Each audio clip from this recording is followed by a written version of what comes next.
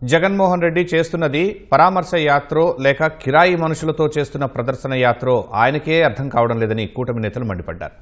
గంజాయి స్మగ్లర్లు, కల్తీ మద్యం వ్యాపారులు, భూ కబ్జాదారులు, బూతుల నేతల ఇళ్లకు వెళ్లి జగన్ సంఘీభావం తెలపడం సిగ్గుచేటని దుయ్యబట్టారు. రప్పారప్ప అంటూ రక్త తిలకాలు దిద్దుకుంటూ చేసే అరాచక పర్యటనలతో వైసీపీ క్రిమినల్ యాటిట్యూడ్ ప్రజలకు అర్థమవుతుందన్నారు.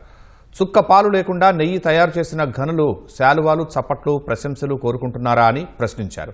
రాష్ట్రంలో ప్రజాస్వామ్యయుత పాలన సాగుతుంది కాబట్టే జగన్ స్వేచ్ఛగా యాత్రలు చేయగలుగుతున్నారని స్పష్టం చేశారు. నాకు శాలువాలు కప్పండి, నాకు బొంతలు కప్పండి అయ్యి అని చెప్పేవాడు. ఇవాళ మీరు చేసినటువంటి పాలే లేకుండా ఇచ్చినటువంటి నెయ్యిని చేసినందుకు మీ శాలువాలు కప్పాలా? చేసిన పాపాలన్నీ చేసి ఇవాళ బొంకే కార్యక్రమాలు చేసి ఇవాళ నివేదిక బయటకు వచ్చిన తర్వాత దగ్గర 250 నుంచి 300 కోట్ల రూపాయల అతిపెద్ద స్కామ్ ఇది. డెఫినెట్లుగా దీన్ని వదిలిపెట్టే సమస్య లేదు. ప్రతి ఒక్కరిని కూడా సిబిఐ సహకారంతో డెఫినెట్గా చర్యలు తీసుకుంటామని చెప్పి తెలియజేస్తాం. జగన్మోహన్ రెడ్డి గారు మీకు హెచ్చరిస్తున్నాం. ఈ రాష్ట్రంలో ఉన్న ప్రజలు, ఈ దేశంలో ఉన్నటువంటి తెలుగు ప్రధానికం, హిందువుల ప్రధానికం, హిందూ ప్రధానికం మీ చెంపలు పగలగొట్టే రోజు దగ్గరలోనే ఉందని చెప్పి ఈ సందర్భంగా తెలియజేస్తూ ఎప్పటికైనా మీరు చేసిన తప్పుల్ని ఒప్పుకోండి. హిందువుల మత విశ్వాసాలను దెబ్బతీశాం అని హిందువులకి క్షమాపణ కోరండి.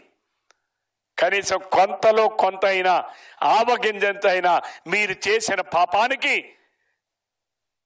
కొంత నివృత్తి ఉంటుందేమో అని చెప్పి జగన్మోహన్ రెడ్డి గారికి, వారి కోకి అందరికీ కూడా ఈ సందర్భంగా హితవు పలుకుతూ సెలవు తీసుకుంటా ఉన్నాను.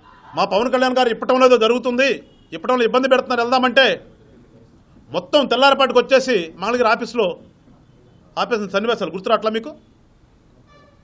ఇవాళ ప్రజాస్వామ్యం ఉందా లేదా అనేది ప్రజలు గమనిస్తున్నారు కదా, ప్రజలు చూస్తున్నారు కదా. మీకు తెలిసిన పదము ఒకటే, రావడం మీ ఛానల్ ఒకటి వచ్చింది కాబట్టి ప్రజాస్వామ్యం ఏడుంది. ప్రజాస్వామ్యం లేకుండా వస్తున్నారు మీరంతా.